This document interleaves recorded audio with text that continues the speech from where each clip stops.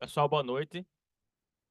Primeiramente, agradecer a presença de todo mundo aqui no segundo ano do Tech Conference.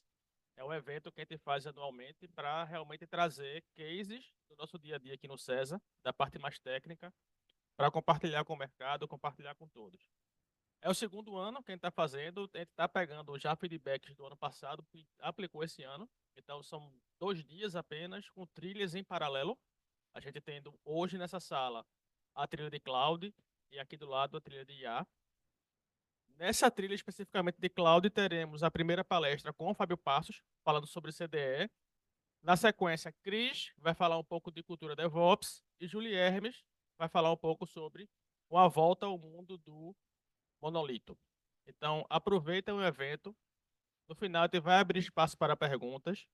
E esse conteúdo aqui a gente está gravando para depois compartilhar com todo mundo aí pós o evento, tanto o material apresentado quanto a gravação das palestras. Então, bom evento para todos.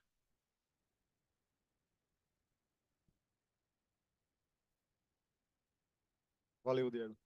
Então, pessoal, apesar de... Bom, primeiramente, né, meu nome é Fábio Passos, né, eu faço parte do time do César. Minha experiência é mais voltada para arquitetura e desenho de soluções, principalmente focado para integrações e back-end. Então, até chegar nesse assunto, ele foi justamente devido a uma experiência que eu tive em um determinado dia, né? E a máquina deu algum problema ali na máquina, né? E eu precisava trabalhar, precisava resolver, o dia estava acontecendo, né? O dia não parou porque minha máquina quebrou.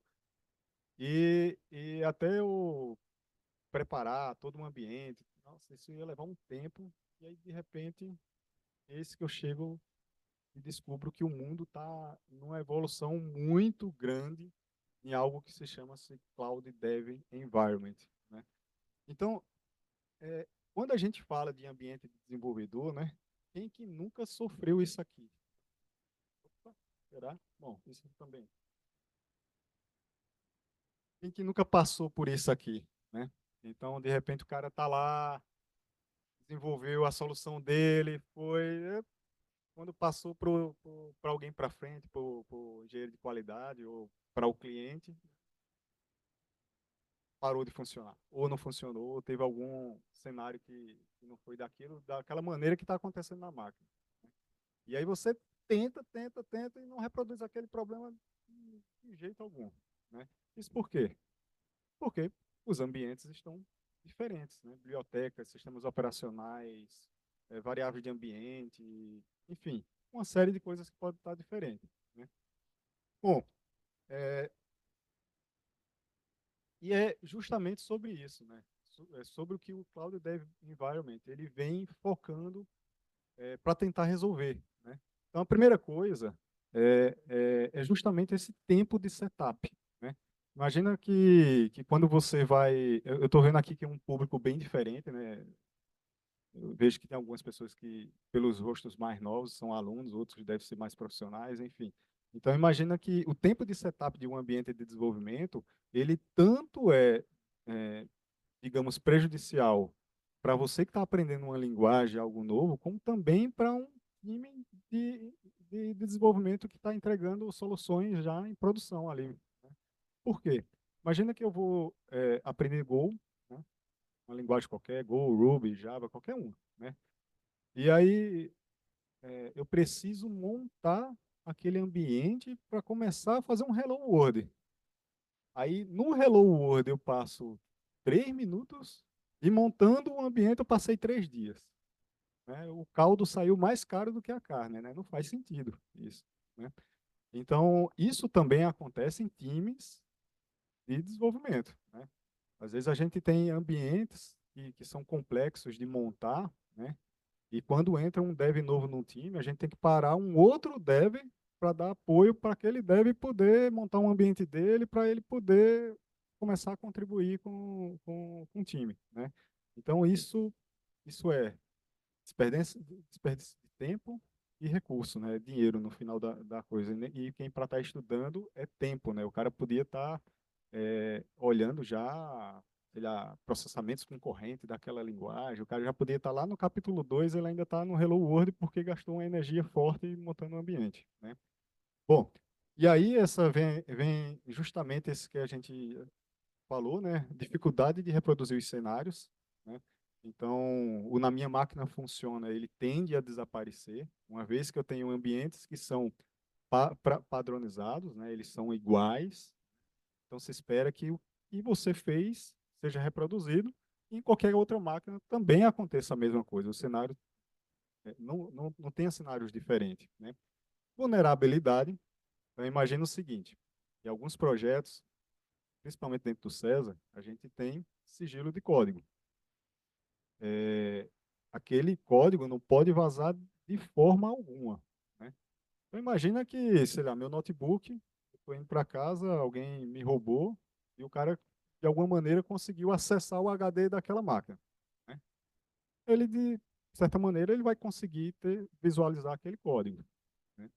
Quando você está falando de Cloud Dev Environment, o código não está na sua máquina. O ambiente de desenvolvimento não está na sua máquina. O ambiente de desenvolvimento está na nuvem, né?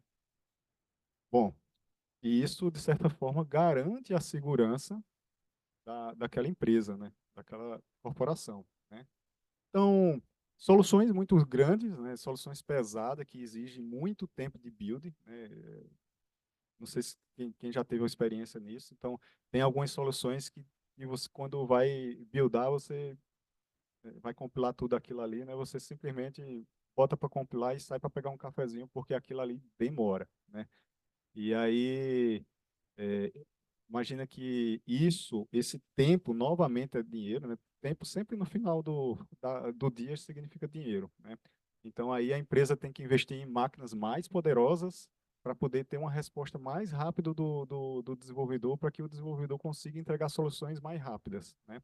Então, imagina que hoje as empresas têm que comprar máquina de 32 GB de RAM, vários processadores, isso acaba custando muito alto, né?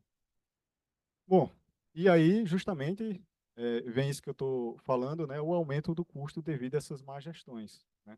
Então, sempre que tem tempo, há desperdício de dinheiro, né? Bom, e aí como é que a gente hoje, né, se você for ver em vários times aí hoje, como é que o pessoal tem tentado resolver essa situação?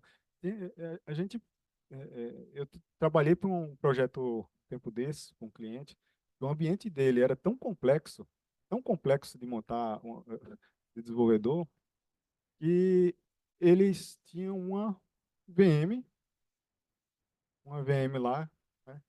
E quando o cara chegava, ele disse, não, bicho, é melhor tu pegar essa VM aqui, colocar na tua máquina e usa ela. Não quero saber como é que a gente monta esse ambiente, não, porque a última vez que alguém montou faz 2 anos, né? Eu disse, nossa senhora, então o negócio é difícil mesmo, né? E aí a VMzinha lá era 10 GB de transferência. Então imagina que não é uma coisa tão trivial, né? E ultimamente já começa a ter uma solução mais elegante. Se você for ver aí os tutoriais da vida no YouTube, o pessoal tem trabalhado muito com Docker. É, coloca ali, baixa já uma imagenzinha já para aquela linguagem específica, e aí é, levanta aquela imagem, aquele container e começa a desenvolver dentro dela, né? Aí começa a ser uma solução um pouco mais elegante, né? Você consegue ter aquele arquivo .doc dentro do seu fonte que, de certa maneira, padroniza ali, né? Mas ainda assim, não é uma solução que não tenha nenhum atrito, né? Bom, ela ainda requer que o dev, se bem que todo dev hoje precisa ter um mínimo de conhecimento de Docker, né? Senão acaba que em algum momento ele para ali, né? É, acaba que ele precisa estar configurando isso, precisa ter a Docker na máquina, enfim, né? Bom, e aí vem o Cloud Dev Environment para tentar resolver tudo isso aí, né? Essa é a promessa dele, né?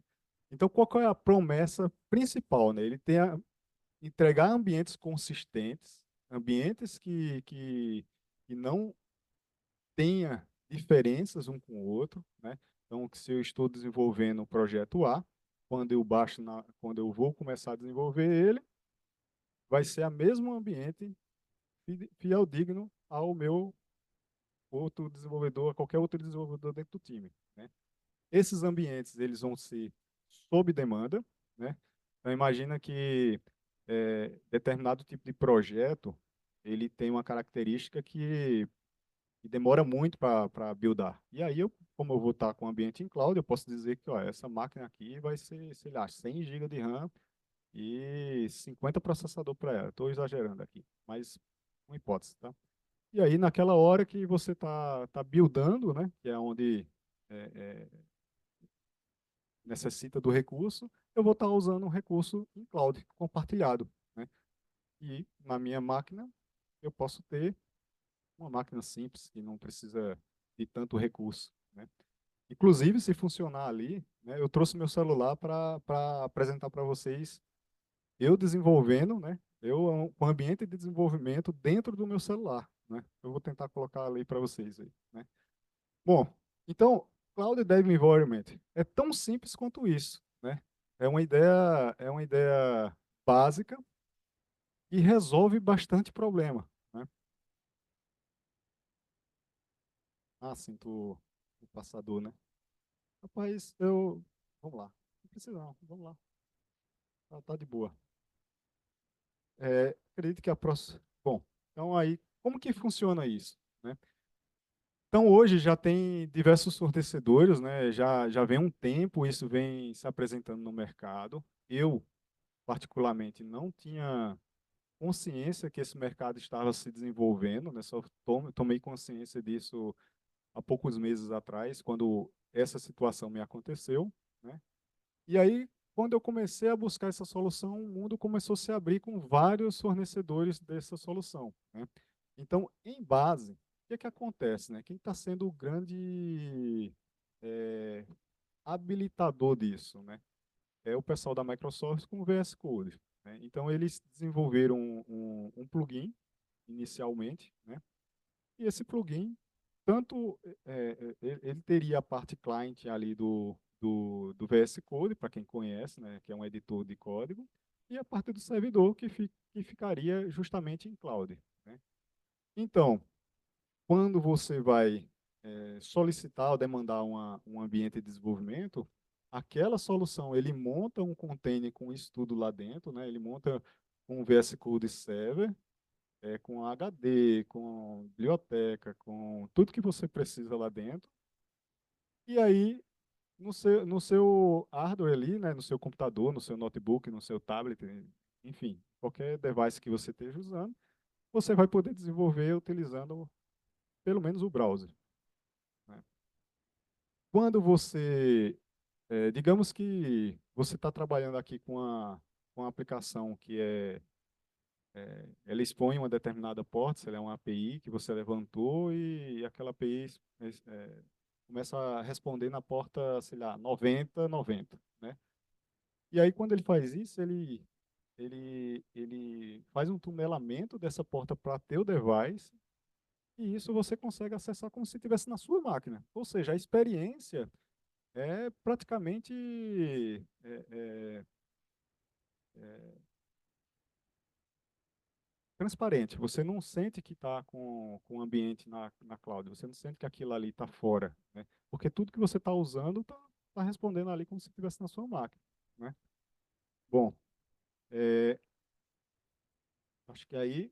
Bom, aí aqui é a demo, tá? O que é que acontece? Eu acho que eu estou com tempo suficiente. Eu sei que as coisas costumam, quando a gente traz para apresentar, e principalmente quando é uma coisa muito diferente, costuma sair um pouco do que a gente prevê, né? Mas eu sou um pouco atrevido, né? Vou tentar apresentar para vocês. Bom, aqui está meu celular. Na verdade, não é mais meu celular. Esse celular aqui já está um pouquinho velho, né? É um S8 que eu uso para fazer testes, né? Apesar de eu ser da stack de back-end, mas de vez em quando eu sou solicitado a resolver alguma coisa de mobile, né? Enfim, aqui está ele. Ele está conectado aqui nesse monitor. E aí a Samsung, ele tem uma coisa chamada modo DeX, né? Que ele abre um sistemazinho, como se fosse um sistema operacional ali, que você conseguisse trabalhar como se fosse um Windows, um Mac, alguma coisa desse tipo, né? Então, eu vou parar aqui a apresentação e vou colocar para apresentar a partir dele. Espero que funcione. Peço paciência de todo mundo. Bom, então, isso aqui que vocês estão vendo é meu celular, tá? É, é uma solução simples, né? Eu vou aqui até abrir o... Ó, tá vendo? Cadê? Opa, tem um delay aí, né? É, é bem simples ali, é como se estivesse justamente nele, só que ele coloca uma forma de apresentação um pouco mais elegante ali. Deixa eu ver se eu... Cadê o Chrome aqui? Bom, o que é que eu vou fazer aqui, gente? No primeiro momento, eu vou entrar aqui no meu GitHub, né? Até separei um repositório ali, que nada mais é do que um repositório Hello World na linguagem em Go, tá? Então, se eu fosse fazer rodar isso em qualquer ambiente, né, como eu havia falado, eu teria que, pelo menos, né? Opa, aqui, peraí.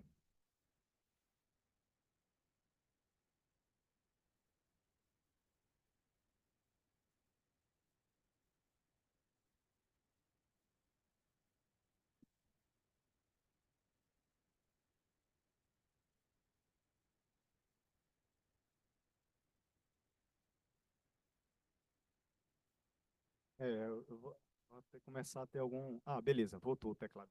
O teclado eu tinha perdido a conexão Bluetooth ali, né? Então, se eu quisesse fazer isso, eu precisava pelo menos seguir esse passo a passo aqui desse cara, né? E esse passo a passo ele iria justamente mostrar ali como é que eu ia fazer a instalação, né? Ó, dá um Brew update, instala o Golang e tal, e vai e configura uma coisa, baixa outra, exporta, coloca para variável de ambiente, enfim. Tem todo um processo ali, como eu estava falando, de preparar o ambiente para você começar a estudar alguma coisa, né? Ou começar a desenvolver, né? Então, eu não sei o quanto que vocês já foram curiosos, né? Mas quando a gente baixa aqui para fazer o clone desse repositório, tem um negócio aqui do lado, ó, chamado CodeSpace, né? E aí, quando eu chego nesse CodeSpace, clica aqui, ó, Create CodeSpace on Master. O que quer dizer isso? Eu posso ter um container, né, uma máquina por branch. Imagina que você está desenvolvendo está fazendo uma atualização da sua solução que é numa determinada versão e na branch principal você tem uma versão 1.0 do Go, vamos dizer assim. E na branch que você tá fazendo a atualização, você está na versão 1.2, né? E aí você tem um ambiente específico para aquela branch, né? Bom, então digamos que é isso, eu vou clicar aqui, ó, Create Codespace on Branch Main. O que é que ele está fazendo aí nesse momento, né? Ele está justamente indo lá na cloud, fazendo a demanda de um ambiente, né, de um container específico para aquele repositório, né?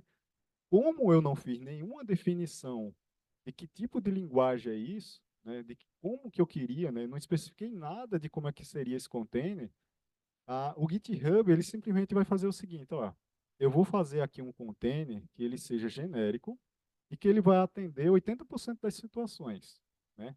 Ainda assim, é um container genérico. Depois eu vou mostrar ali, ainda tem 10 minutos, né? Vou tentar mostrar ali como é que é um container específico, né? Você especifica tudo que você quer, todas as versões, plugin, tudo que você precisa, né?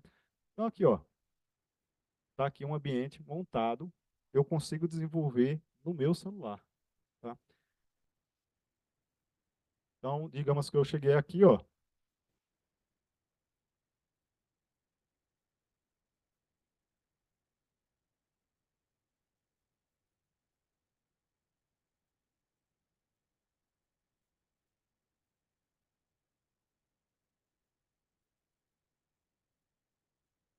Como eu falei, como ele é um ambiente genérico, né? Na hora que eu mandei ele fazer a compilação, ele viu que não tinha o compilador do Go, ele está baixando ali, isso já é do próprio ambiente, né?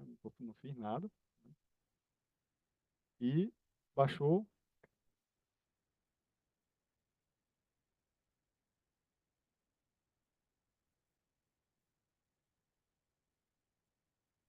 Esse Hello World, né? Ele é eu espero, né? Que ele abra uma porta, ele é um API, e quando você vai naquela porta, ele simplesmente volta um Hello World, né? Então, ó, a hora que ele identificou, né, que ele começou a escutar numa determinada porta, né, ele avisou ali, né, ó, tá aqui, ó, ele está dizendo que tem algo na porta 9000. Então, se eu clicar aqui,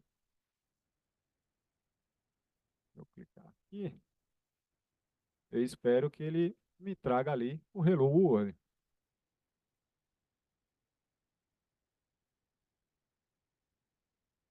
Então é isso, gente. Assim, tão simples quanto isso. O exemplo é bem simplesinho, mas é para tentar mostrar o poder da coisa, tá? Bom, em paralelo a isso, eu preparei ali um ambiente que é um pouco mais complexo do que esse aqui, tá? Tem quantos minutos aí? Bom, vamos embora. Esse outro ambiente é um ambiente em Java. Esse ambiente em Java, ele tem um banco de dados, né? Cadê meus repositórios?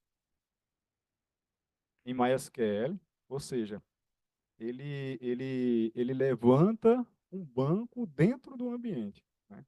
Então, dentro do celular, eu vou desenvolver uma API que se conecta com um banco de dados, né? Como é que eu fiz isso aqui, ó? Então, dentro da especificação do Dev Container, né?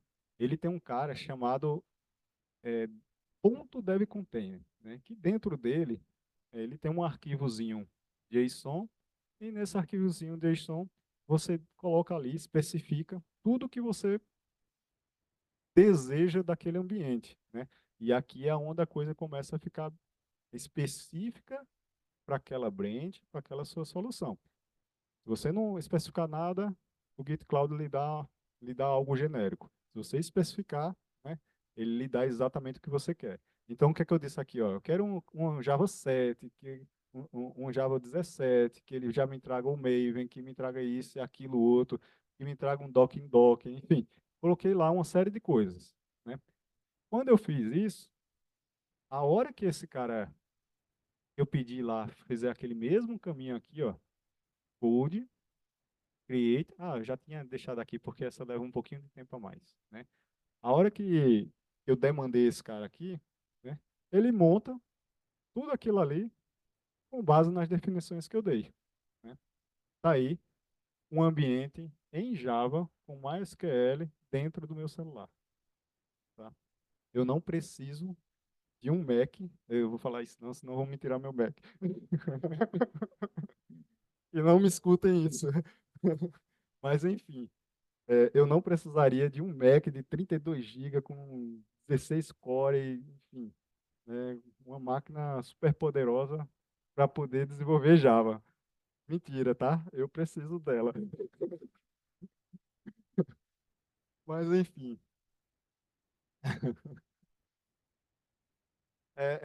como é que é licença poética, né?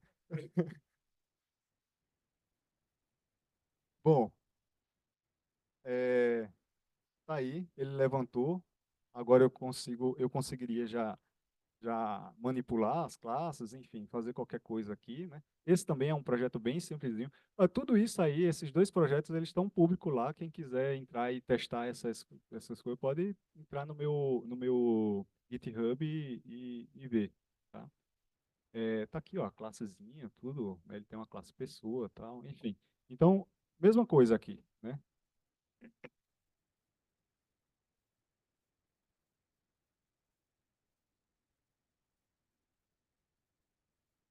Então, ele vai é, levantar o projeto, né? Vai iniciar ele. E a hora que ele iniciar, que tiver tudo pronto, né, vocês vão ver que ele vai, em algum momento, ele vai levantar um banco de dados MySQL, né? Ele já falou ali, ó, que tem uma porta que começou a ficar disponível. E aqui, ó, essa última linha aqui, ó, ele levantando um banco MySQL, né? Ó, database for the filter data source MySQL starting, né? E aí ele está esperando aquela doc que está dentro do ambiente em cloud levantar, né? Para que ele consiga finalizar o processo de start dele, né? Ele demora um pouquinho, claro, né? Que ele levanta o banco, cria o banco, insere alguns dados lá no banco para poder funcionar, né? E aí, ó, levantou, funcionou. Como é que eu sei ele tá disponível? Novamente, quando eu venho aqui, ó, então essa porta aqui 8080 é que eu espero que ele me responda alguma coisa, né?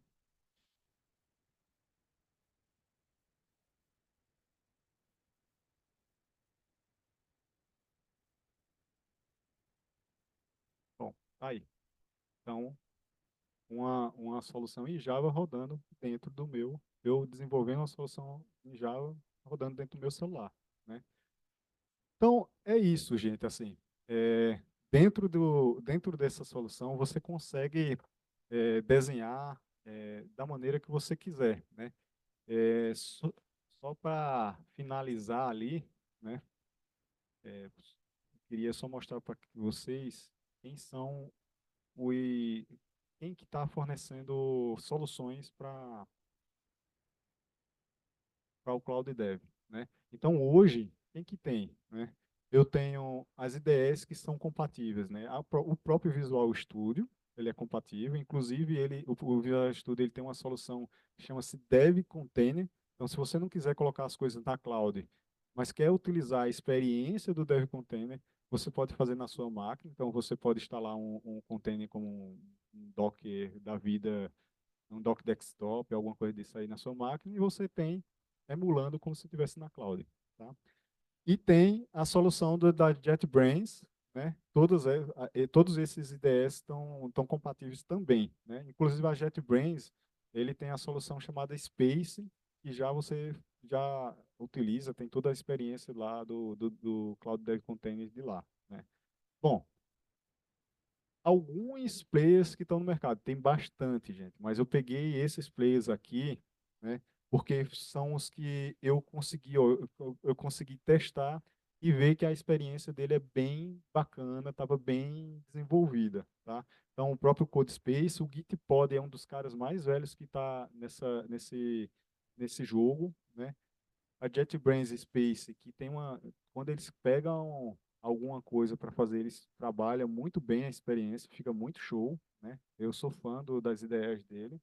E tem agora o Amazon Code Catalyst, que eles começaram com uma coisa chamada Code9, e parece que a coisa não foi muito, isso aqui não ficou muito bem a experiência, e aí os caras aprenderam com isso e transformaram no Code Catalyst, que agora a experiência está super bacana. E aí quem tem soluções em cloud, né? Cara, fica tudo em cloud, né? O cara já faz o deploy, faz tudo, tá tudo em cloud. Não tem nada, não tem nada na máquina. Bom, gente, então é isso. Um pouco corrido, mas entregue a proposta. Era isso aí. Espero que vocês tenham gostado aí. Valeu.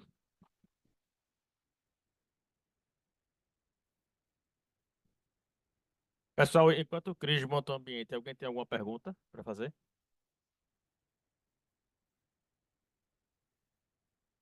Fazendo o microfone para o pessoal ouvir, certo? Na gravação. É,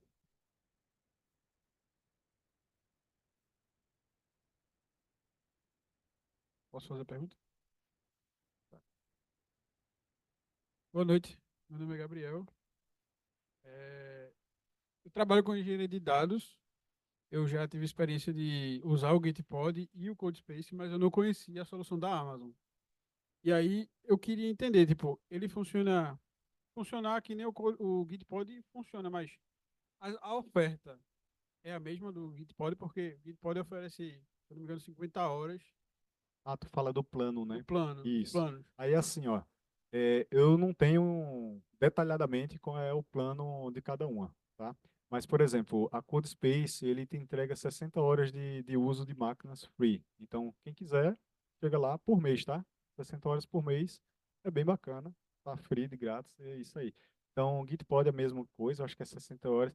Eu acho que todas elas têm mais ou menos nesse patamar. CodeSpace, eu acho que são 50 horas também, né? Então oferece. Então o cara consegue, de repente, até estar saltando de um para o outro ali, utilizando, coloca o repositório lá no GitHub e coloca os containers em cada uma dessas clouds, e no final do dia o cara conseguiu desenvolver a solução de graça, né? Mas é isso, é assim, a nível free, é nessa faixa de 60 horas que eu vi. Obrigado. Ô, Fábio, coisa simples. Aquele dev container, era dentro de uma pasta que tinha também aquele arquivo. Aquele é específico do GitHub, do Gitpod? Não, aquilo ali é uma conversão, né, que a Microsoft criou e que os players começaram a se seguir nela também, né? Então, tanto a JetBrains como a própria Microsoft, que são os dois principais browsers, os dois principais IDEs que estão habilitando essa solução, né? Eles estão seguindo essa mesma definição. Então, se você colocar aquilo ali, vai funcionar para os dois. Isso aqui, Né? isso aqui. Valeu, obrigadão.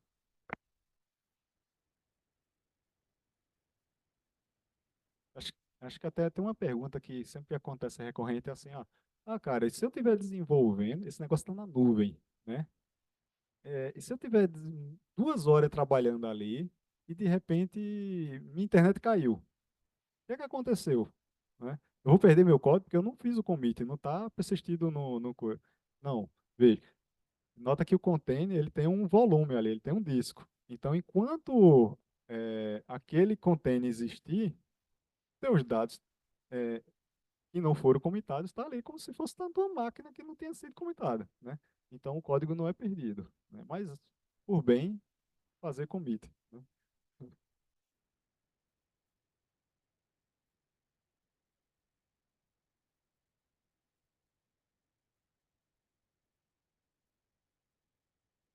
Boa noite, gente. Eu vou trazer aqui um pouquinho para vocês sobre cultura DevOps. Eu sei que é um assunto que talvez seja um pouco até batido, mas é impressionante o quanto eu ainda percebo que as pessoas não entendem como isso realmente funciona. Inclusive, eu fiz recentemente uma apresentação na turma dele e eu não sei como eu vou conseguir fazer isso em meia hora. Levou 2 horas para conversar e se tivesse mais tempo, tinha levado muito mais tempo para conversar, porque o assunto é longo, tá? É, Me apresentando rapidamente, eu tenho mais de 15 anos na área de TI. Eu já trabalhei como administradora de sistemas, de redes, analista de segurança, engenheira DevOps. Hoje eu estou liderando um time de SRE e também sou professora e coordenadora do FEST. Certo? Acho que alguns aqui conhecem o programa.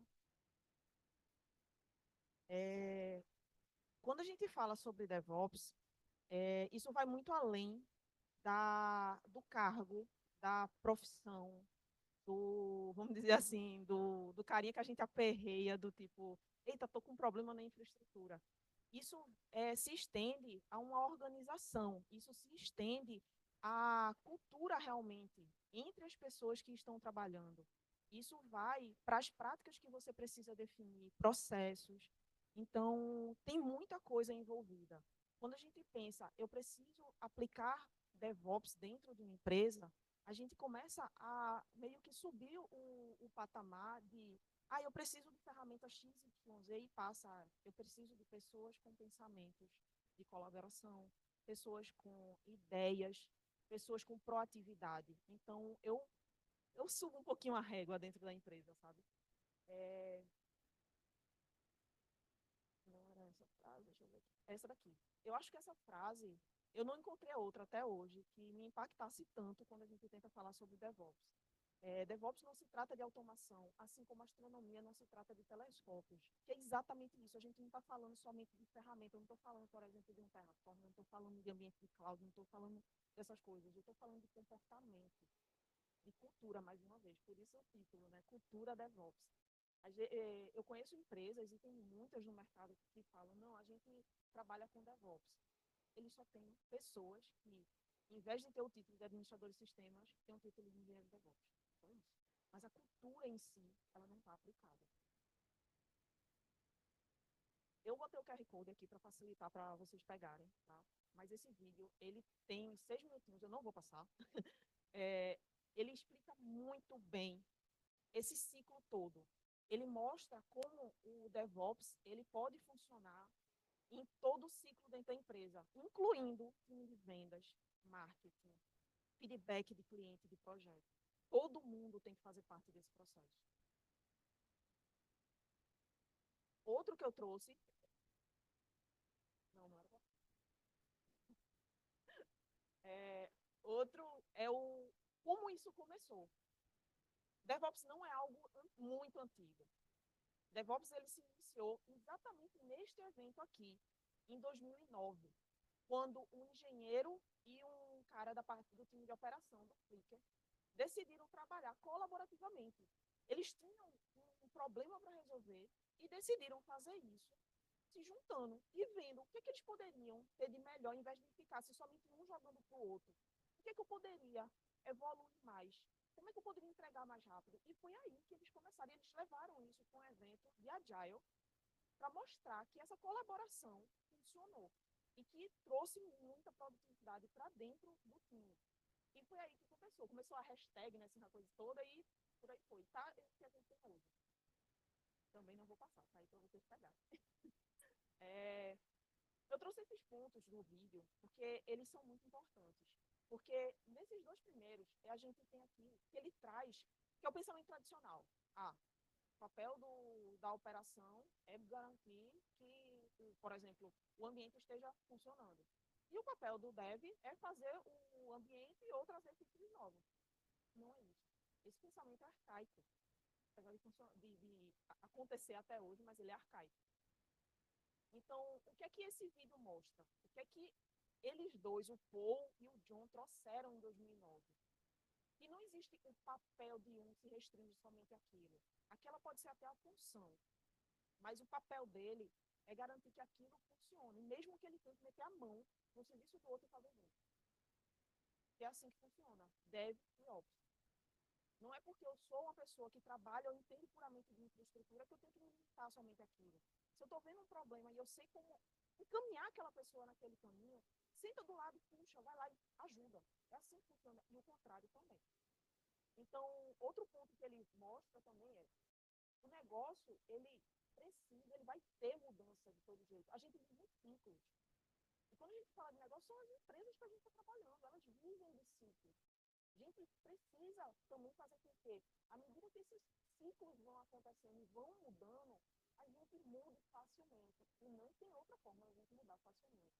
E fazer com que as empresas cresçam também, consequentemente, todos que estão com ela, se a gente não estiver preparado para isso e trabalhar colaborativamente. Esse é um grande ponto dentro da cultura da voz, trabalhar colaborativamente. A gente tem diversas práticas adotadas, tá? Eu trouxe algumas, como, por exemplo, integração contínua e entrega contínua. Tem muita ferramenta que vocês conhecem, possivelmente, como Jenkins, CTCI. Tudo isso GitHub Action, GitLab CI.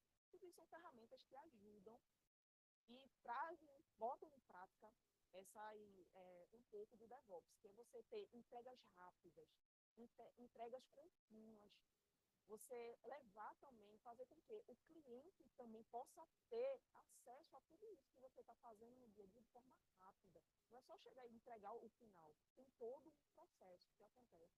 Que o cliente pode estar vendo e dando feedback também ao mesmo tempo que aquilo está acontecendo. Imagina, tu está fazendo um negócio e, sei lá, 2 semanas depois tu percebe que não era bem o que o cliente queria, porque só chegou para o cliente 2 semanas depois. Mas se ele tem acesso àquilo, você está entregando aquilo, muitas vezes diariamente, você tem um feedback rapidamente, aquele mesmo dia. Então, isso é entrega contínua, integração. Por que integração? Porque você está trabalhando integrado. Você está trabalhando junto com o time de QA, você está trabalhando junto com o time de infraestrutura. E por que não? O desenvolvedor está lá escrevendo a infraestrutura como código e somente o pessoal de infraestrutura está revisando aquilo ali, ou facilitando o caminho para ele. Isso é outra forma. E aí a gente vem para o segundo ponto, infraestrutura de código. Não adianta a gente dizer que trabalha com DevOps ou que está aplicando cultura DevOps e está fazendo tudo na mão. Não está. Não é DevOps. Tudo tem que estar de forma automatizada. A gente tem uma pancada de ferramentas que facilitam isso. E a maioria é gratuita. Então, assim, dá para fazer. Pega um pouquinho de tempo, estuda e bota aquilo ali para funcionar. É possível. Eu estava no projeto com o Diego um tempo atrás que a gente derrubava a infraestrutura toda noite, né? Para economizar dinheiro. É simples assim. E assim, além de economizar dinheiro, por que eu tenho que manter uma infraestrutura funcionando? Principalmente o desenvolvimento. À noite, não tem ninguém codando. Fora. Então, assim, esse tipo de coisa também faz parte. Por isso que eu digo que também envolve todo o ciclo dentro da empresa. Padronização. Quando a gente trabalha com padrão, a gente ganha tempo. Por quê? Hoje eu estou num projeto, amanhã eu posso lançar. Seja por vontade minha ou da empresa. E quem for entrar no meu lugar precisa continuar aquele trabalho. Então, não tem padronização, estou dando um tiro no meu pé. Então, se a empresa não tem padrão, comecem a fazer e mostrem o valor daquilo. Vocês não precisam esperar, certo? Ninguém para dizer, essa é a forma. Mostra o que pode ter de ganho naquilo, que vai levando. E, com certeza, o ganho vai ser grande. Monitoramento e observabilidade. Como é que eu posso saber que eu estou no caminho certo se eu não monitoro, se eu não observo, se eu não pego métricas, se eu não pego insumos daquilo que eu estou entregando ou deixando rodar? Como é que eu posso saber se aquilo ali tem valor, seja para o próprio cliente ou para mim? Porque, às vezes, o cliente não percebe, mas aquilo que eu posso ter, a partir do momento que eu observo um sistema rodando, eu posso ter insights para criar outros projetos ou evoluir um projeto de um cliente sem ele perceber que ele precisava daquela melhoria. Monitoramento e observabilidade. Outra coisa que também é bastante negligenciada, mas que vai parar de ser em algum momento. Equipes multidisciplinares. A gente trabalha com pessoas que podem ter perfis de enfim. Quando a gente está trabalhando com times onde a gente não tem, esse é meu mundo, eu só trabalho com back-end, eu não gosto de front não, porque isso é muita dor de cabeça. É dor de cabeça, pode ser, mas tu vai ter que meter a mão em algum momento, tu vai ter que ajudar o coleguinha, porque tudo que precisar de ajuda, tu vai querer ajuda, então, vamos lá, né? Ajudar. Então, você aprende um pouquinho com o outro. E essa troca faz com que você comece a perceber que não dá para ficar dentro de uma caixinha. E o projeto é feito de pessoas multidisciplinares. Documentação e colaboração. Aí volta para o segundo ponto, infraestrutura. Quando você tem a infraestrutura como código, quando você tem tudo isso muito bem escrito, você já tem sua documentação. E você já está colaborando. Porque quando entrar uma pessoa nova no time, porque o projeto está crescendo, cara, você precisa olhar o código. O código está lá, muito bem escrito. Quando você escreve um código pensando que você não vai ser a pessoa que vai manter aquilo, com certeza vai estar muito bem escrito para outra pessoa entender. E aí você já tem a documentação, você não perde, você ganha tempo. Você não vai ficar, eita, agora eu tenho que parar para fazer aquela documentação. É chato, não sei se é documentação, não é necessário às vezes. Mas quando o código é escrito, esquece da coisa para tudo ali.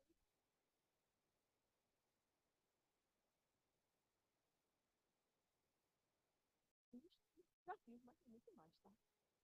Eu botei só esses 5 aí, mas criar essa cultura organizacional é difícil.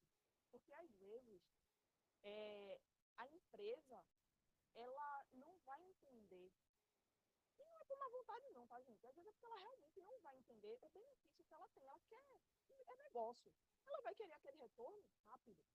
Só que, às vezes, você precisa mostrar que esse retorno, ele não vai vir rápido. Às vezes, ele vem a médio prazo. Mas é um retorno absurdo. Então, sejam vendedores também. Não esperem somente que o time de vendas venda. Então, mostre que aquilo ali, aquele trabalho, ele gera um valor. O quanto de tempo pode se ganhar dentro de um projeto? Às vezes, por exemplo, quando você está trabalhando com infraestrutura, você pode criar aquela infraestrutura tão genérica, a um ponto que novos projetos, quando eles iniciarem, você pode ter um código de clona e o outro projeto começa.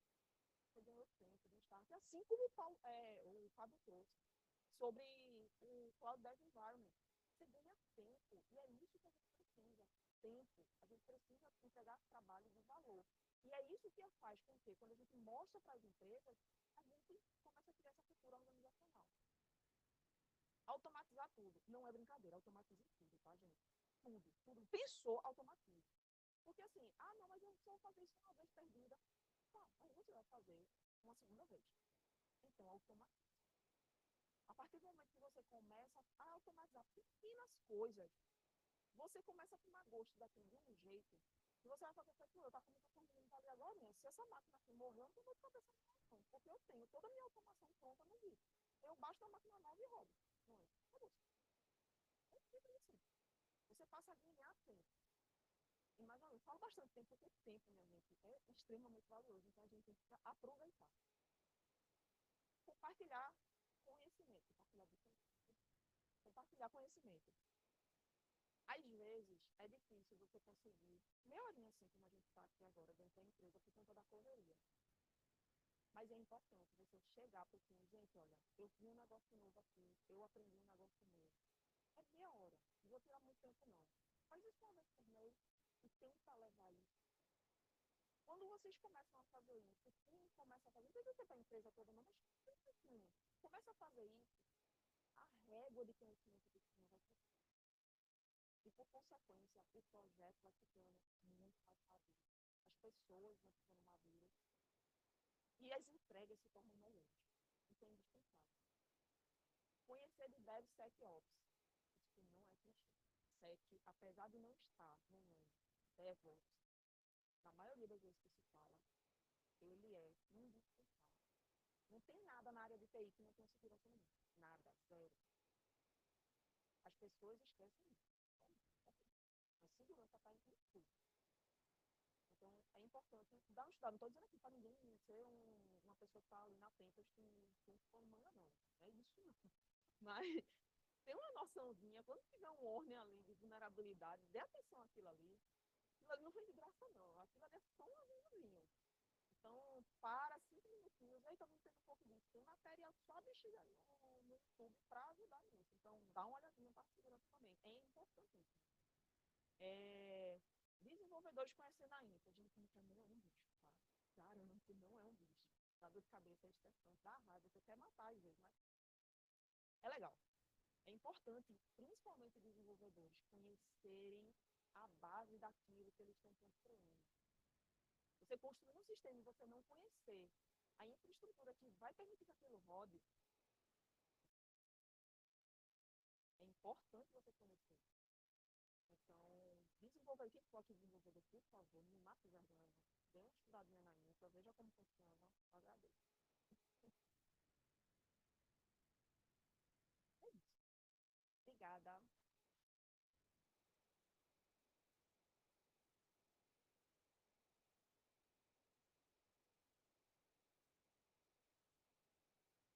Pessoal, alguém tem pergunta para fazer para Cris?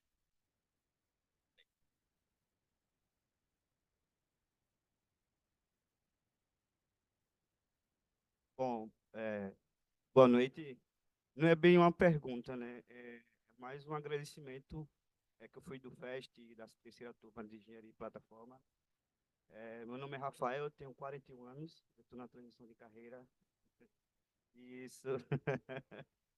Então, eu não sei se é a transição de carreira porque eu já trabalhei tanta coisa, mas assim, o que eu mais trabalhei foi em edição de imagem fotográfica. Atualmente eu sou zelador da pandemia, eu perdi a vaga de quer dizer, a empresa praticamente fechou. Enfim, aí sofri um acidente, passei no Enem, estou fazendo uma faculdade de ADS e assim, eu aprendi, não vou dizer para a faculdade, mas eu aprendi no FEST muito mais no FEST do que eu aprendi na faculdade. Então, assim, é um agradecimento ao César, a você, Cris, pessoalmente. E, poxa, assim, eu fiquei abismado de estar de um sistema desse, um modo desse que vocês fazem. Eu aprendi mais do que está aprendendo na faculdade. Caramba. O FEST me tirou muita noite de sono. Muita. Então, não é uma pergunta, é um agradecimento ao César, especialmente a você, ao FEST, às pessoas que fizeram tudo isso acontecer. E é isso. Valeu, obrigado. Viu?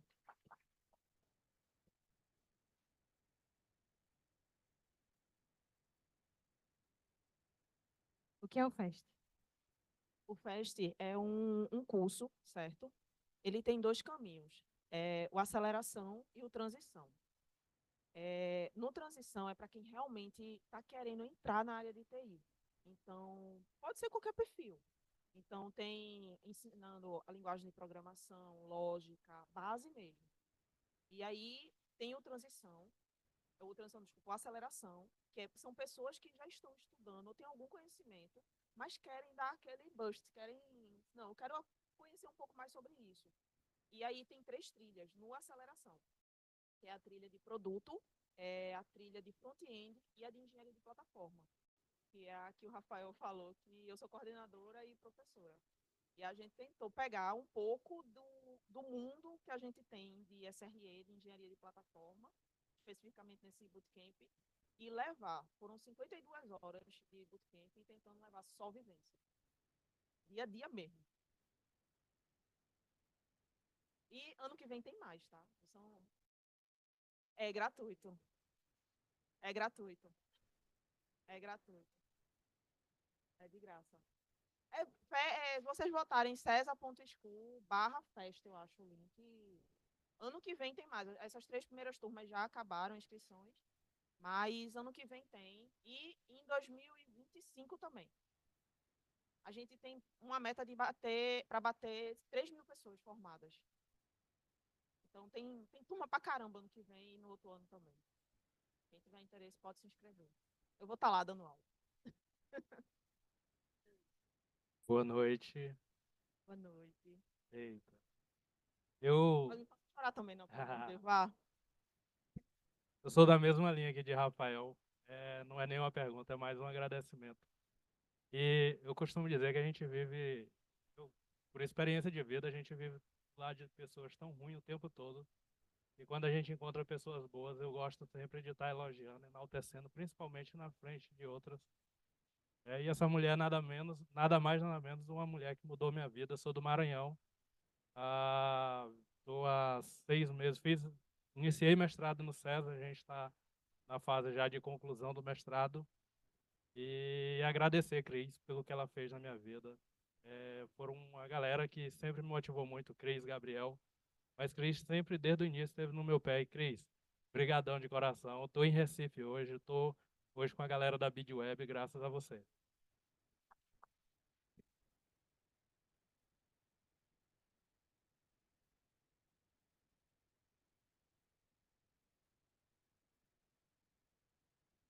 Mais alguém? Valeu, Cris. Obrigada, gente. Boa noite.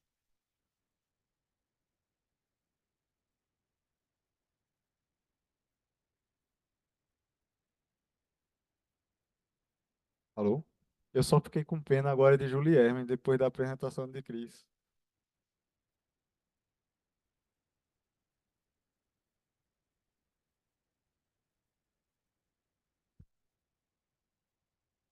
Boa noite, pessoal.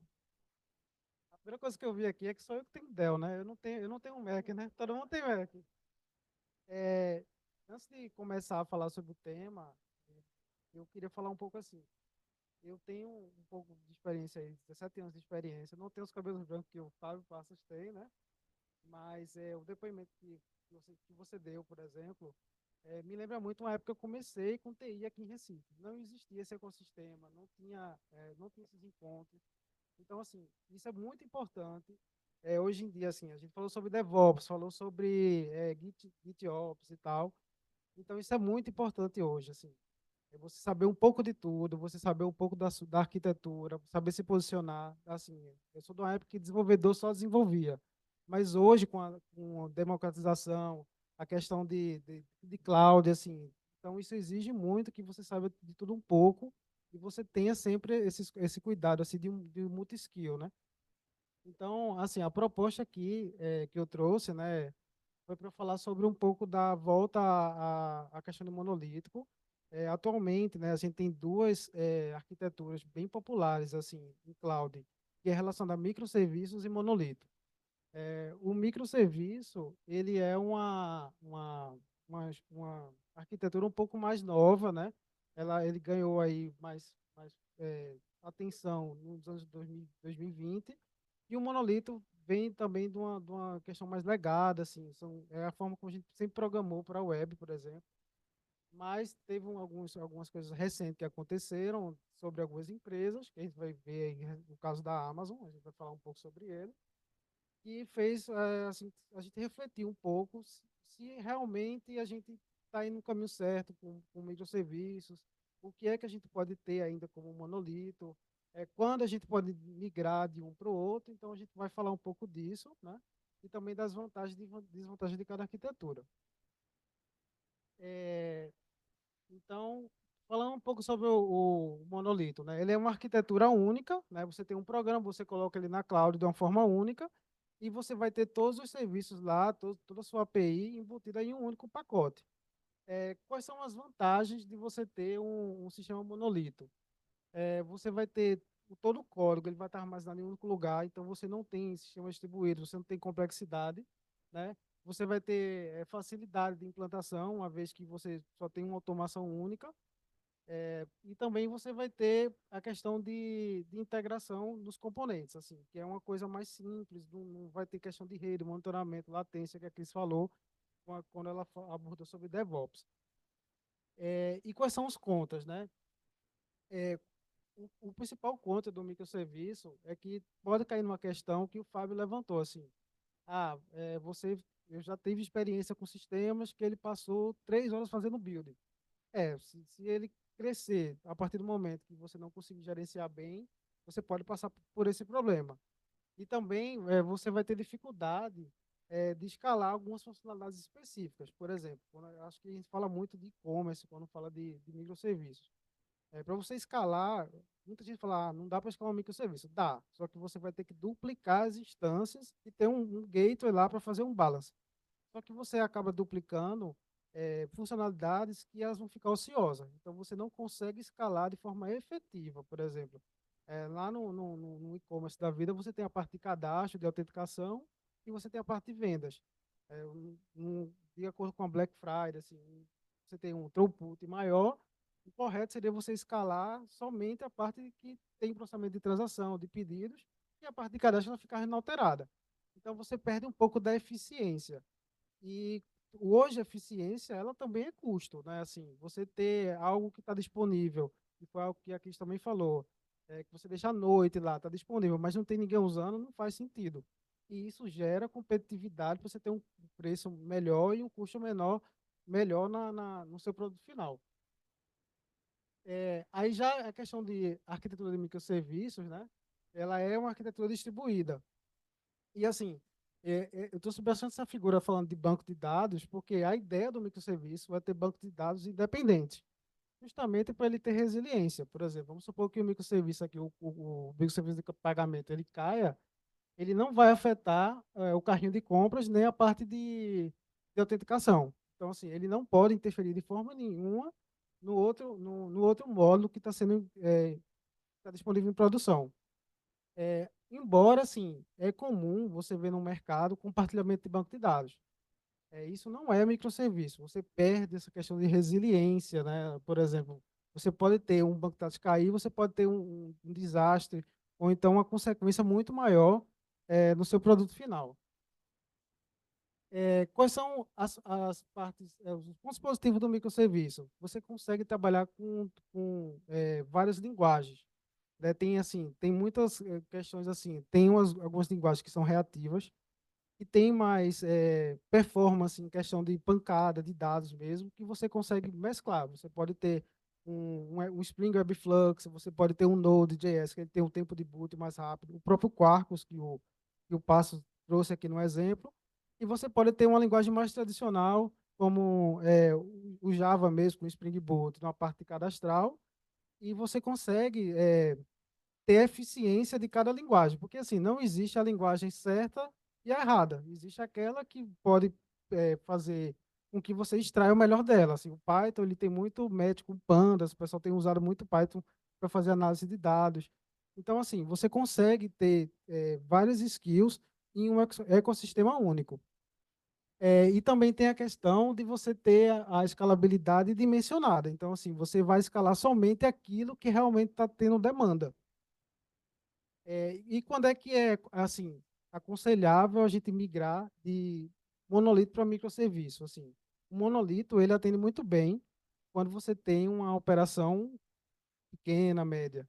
Mas a partir do momento que você tem muitas entregas para fazer, deploy contínuo, e você tem uma equipe de 20 pessoas que está mexendo no mesmo fonte, no mesmo executável, você precisa ter uma operação mais eficiente. Então, você acaba quebrando em microserviços para você ter entregas contínuas que não impactam no delivery final, que seria a usabilidade do usuário final, as funcionalidades. Assim, isso não pode ser um gargalo. A entrega não pode ser um gargalo de negócio. Quando ela passa a ser um gargalo para o negócio, isso passa a ser caro. Manter uma infraestrutura de monolito passa a ser caro. E aí, como é que você coloca isso em operação? São as questões que a Cris trouxe. DevOps, assim, colaboração, questão de você ter organização para diminuir a curva de aprendizado. Então, você tem que ter uma harmonia em todo o time para fazer todo esse time trabalhar de forma conjunta. Quais são os contras de microserviço? Com os contras de microserviço, você tem muito gerenciamento de versões e interdependência. Então, assim, todo esse ecossistema aqui, ele tem que ser compatível, cada módulo tem que ser compatível um com o outro. Então, você tem que ter essa atenção. Não adianta você subir um módulo específico no ecossistema de microserviço, sendo que quebrou todo o ecossistema lá, ou então gerou um bug, né? Que ocasionou uma cascata de erros nos demais microserviços. Aí qual é o outro desafio? Monitoramento. É muito comum a gente lançar um aplicativo distribuído com microserviços e não ser capaz de monitorar. Monitorar uma questão de falha, ter rastreabilidade de requisição que passou por microserviço A, B e C. Então, isso acaba gerando outros problemas, isso que é um pouco mais complexo e que precisa de organização. Além disso, assim, tem a questão de rastreabilidade. Então, você tem que ter mecanismos de verificar a rastreabilidade de cada request, latência. Exemplo, assim, você tem uma solução que funciona muito bem na sua máquina local, num teste integrado, mas como ela vai para a produção, ela tem latência com outro microserviço, tem que avaliar a rede, se a rede está respondendo de acordo. Então, assim, acaba trazendo um cenário um pouco mais complexo. E também tem a questão que eu já falei, né, de complexidade e de aumento de custo. Justamente porque você vai ter custo, você vai ter que colocar coisas a mais para poder monitorar a solução. Né? Você começa a criar o monitoramento do monitoramento. Né? Aí, já pegando um link, assim, a gente vem falar um pouco assim, sobre o custo de você ter um microserviço. Né? Então, muitas empresas elas adotaram o microserviço como um hype para colocar, porque era algo que estava em evidência, mas não pensaram na consequência do custo em relação a essa arquitetura. Então, como eu estava falando anteriormente, o ideal é que você comece com um projeto em monolito e você vai escalando ele a partir do momento que ele vai te demandando mais. Aí, como é que você faz isso de forma organizada? Boas práticas. Tem que ter boa cobertura de código, tem que ter modularização do sistema para que quando você vá quebrar, não tenha impacto, né? E não tenha problemas em produção. E aí eu trouxe um caso, né, que acho que é bem famoso, que é o caso da Prime Video, que ela publicou um artigo, né, informando que teve um problema aí com a solução de microserviço e acabou voltando para a solução de monolito. Mas tem algumas controvérsias, assim. Talvez o problema não seria a arquitetura, mas a forma como eles pensaram na solução para atender o que eles queriam na ideia lá, né? E assim, só vale ressaltar que esse problema foi relacionado à questão da solução de monitoramento de vídeo. Então, não é o Prime Video 100% que foi downgrade para monolito. Mas o que é que pegou nessa arquitetura? Eles criaram uma solução que ela é baseada em aqui tem um orquestrador e tem algumas lambdas functions. E qual era a ideia que ele tinha, assim? Ele tinha uma solução e ele ficava fazendo scrap nos vídeos que são promovidos pela Amazon Prime e ele fazia um monitoramento de qualidade. Então, para cada vídeo, ele pegava um frame e armazenava num bucket S3 e depois tinha um outro processo aqui, que é o step function, que verificava quais eram os defeitos desse vídeo a partir do frame. Aí, o que é que pegou nesse cenário deles, assim?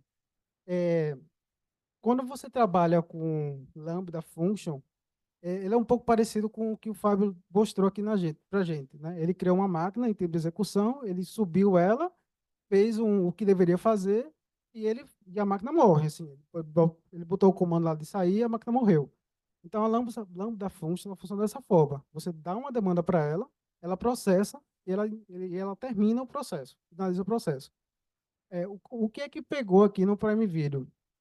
É que eles usaram essas Lambda Function para tirar, receber uma imagem, armazenar num bucket STS que está fora da rede que eles pertencem, e depois ele tem um outro processo que pega esse dado do bucket S3, processa ele e armazena com erro, com sucesso ou falha. Então, eles tinham um throughput alto de upload e download de uma rede externa, e quando a gente fala de imagem, assim, a imagem está sendo gravada, ele tem um codec, por exemplo, eu estou me mexendo aqui tem um codec, essa imagem está parada, então assim, ele otimiza isso para a gente, o vídeo otimiza isso para a gente. Mas quando você tira snapshot, ele renderiza a imagem como um todo, então essas imagens são bastante pesadas. E a ideia da Lambda Function é para fazer serviços pontuais, porque o que acontece? O custo computacional de uma Lambda, ela é muito mais caro do que você ter uma máquina EC2 disponível para você. Então, a ideia é que você use Lambda somente para operações sob demanda. Qual foi a solução que eles tiveram para voltar para resolver essa questão? Eles concentraram toda a operação que eles tinham de escrita de código, em verificação de imagem para bucket, tudo numa única rede. Então, toda a parte de captura de vídeo e armazenamento ficou numa rede interna. Então, assim, não tinha mais questão de latência de rede e também com isso diminuiu a questão de input e output no serviço do bucket S3. Ele só fazia isso ao final, depois de validar toda a questão dos dados, né, e defeitos ou não do vídeo. E o custo no EC2 ela é muito menor em relação ao Lambda, porque o processo que eles têm no monitoramento era um monitoramento contínuo. Então, assim, a Lambda ela é acionada a todo tempo para verificar o monitoramento de vírus. Então, isso foi uma forma que eles encontraram para resolver o problema. Aí a gente pensa assim, será que isso estava relacionado à questão de microserviços? Eu entendo que não. Talvez essa questão da Prime Video, a parte de monitoramento poderia ser um monolito, mas ele é um microserviço quando relacionado a toda a infraestrutura do Prime Video. Mas eu acho que o ponto aqui que mais pegou foi a forma como eles dimensionaram a arquitetura. Se você vai trabalhar com lambdas, a ideia é que você tem 15 minutos de execução total na lambda, e quando você tem como ela tem um custo mais elevado, a partir do momento que ela é acionada, ela tem um custo bem maior. Então, o ideal é ele para o EC2. Então, foi por isso, assim, que eu acho que foi um problema de arquitetura que eles divulgaram, e também no artigo fala exatamente assim, que isso era um MVP. Isso começou como MVP, ganhou escalabilidade, mas ele chegou a um momento que o step function que eles tinham, que é um orquestrador, não conseguia mais escalar, aí eles tiveram que mudar a solução. Aí isso também cai a questão assim, de monitoramento, né? Quando você lança um MVP e você começa a ver a questão de demanda e provisionamento, você também tem que pensar nisso como monitoramento. E não somente quando estourar o problema, você tem que ter uma solução mais reativa, né? E a ideia é ter alguma solução mais proativa. Aí aqui está a questão que eles divulgaram, né? Que teve um ganho de 90%, mas aí também tem assim, foi um ganho de 90%, foi um custo de 900% que eles tiveram quando criaram a arquitetura dessa forma. E finalizando é isso.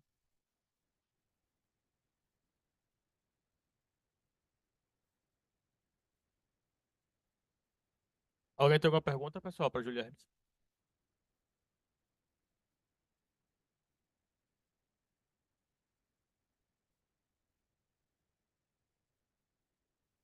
É que eu não tô muito por dentro do caso, mas é que tu falou que o S2 ele conseguia ser menos custoso que uma Lambda.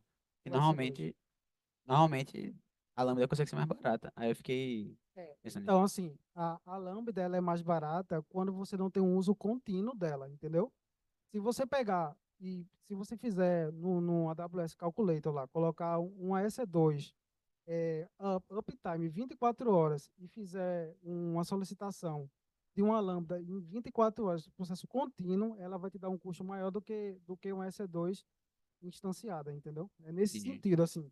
Agora, assim, a Lambda, ela é muito boa, por exemplo, vamos supor que você tem um sistema que ele dispara um evento, dispara um e-mail, ele dispara um relatório. Então, isso são coisas que não vai ser utilizada de forma eventual. Nesse ponto, a Lambda, ela é, assim, bem competitiva em relação, e concordo contigo, ela acaba saindo mais barata. Aí nesse caso é porque o trigger era muito rápido, já que eram vários frames do mesmo vídeo. Eu Ou é acho que porque ela tá sempre contínua. o principal ponto eram dois pontos, assim, eu tinha um trigger, né, contínuo de avaliação de vídeos, e nesse processo de check de vídeo, áudio, eu tinha um upload e um download. E quando eu faço um processo de upload e download, eu uso I/O. E eu não consigo fazer isso de forma assíncrona. Então, às vezes, a Lambda ficava esperando fazer um upload no Bucket S3 para poder finalizar ela. E quanto mais eu espero para finalizar, mais tempo eu tenho ela uptime. É, vou dar uma olhada nesse case aí, Por favor. nesse artigo. Valeu, Beleza. valeu. Boa noite. Hoje, como o César trabalha essa questão de monolito e microserviços? Hoje vocês optam primeiro começar por microserviço, monolito, e um ponto que eu achei muito interessante que é a questão do rastreamento. Você falou que em microserviço é difícil ocorrer isso. É difícil, né, fazer isso. E se hoje, se o César tem um microserviço, como ele faz para rastrear erros, os logs? Tá. Assim, com a popularização do microserviço, é bem comum nas propostas os clientes já falar assim, eu quero um microserviço. Só que muitas vezes a gente tem que fazer uma imersão com eles, entender a dor para a gente adotar a melhor arquitetura para ser aplicada. Então, assim, no César nós temos casos de microserviço de uso de alta escalabilidade, alta volumetria, e também temos casos de monolito. E também temos situações que a gente propõe a migração justamente para absorver essa demanda. Então, assim, te respondendo objetivamente, cada caso é um caso. Então, assim, cada um tem a sua arquitetura, tem suas vantagens e desvantagens. Então, a gente tem que entender a necessidade do cliente, porque muitas vezes está relacionado ao custo do projeto. Então, assim, às vezes o cliente ele quer microserviço, mas no final ele quer uma solução que atenda, que seja mais barata, seja competitiva. Então, a gente faz esse trabalho. Sobre monitoramento, tem algumas ferramentas que a gente utiliza. Tem o Grafana, que a gente utiliza para fazer monitoramento do serviço, está no ar, se não está, latência. Tem o LKS Test também, que é uma ferramenta que a gente verifica as requisições, de onde elas começaram, de onde elas partiram e onde finalizaram. Então, assim, tem o Splunk também, que é de monitoramento do serviço. Tem várias ferramentas no mercado que a gente utiliza, assim. Aí depende muito do contexto do cliente. Tem cliente que já tem a licença e ele já tem uma stack bem definida, e tem clientes que deixam aberto para a gente definir. Obrigado. Mais alguém, pessoal? Valeu, Guilherme.